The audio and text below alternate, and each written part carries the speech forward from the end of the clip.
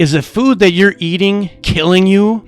Yes it is. Allow me to explain. Have you ever heard of GMOs, which stands for Genetically Modified Organisms? Now, this came in the market about 1995. Now, let me show you what GMOs actually do. So here it says the vast majority of genetically modified organisms, GMOs, grown, of course, in the United States, are engineered to produce their own pesticide. Yes, the food that you eat every single day produces its own pesticide. The number one food that you're eating every single day is corn. In the United States, 98% of all corn in the United States is genetically modified, which means it produces its own pesticide to kill the bugs that would otherwise eat it. Now, guess what? Not only does it kill the bugs, but it kills your gut. Since 1995, since GMOs came out of the market, corn specifically, if you Google this, GI disorders have been straight up and vertical. What does this tell you? This is telling you that not only does the GMO food kill the bugs, and it kills the bugs by puncturing holes in their gut, causing GI disorders. So if you have any problems at all, you have to go 100% organic. If you enjoyed this content, please like, comment, and share this with a loved one.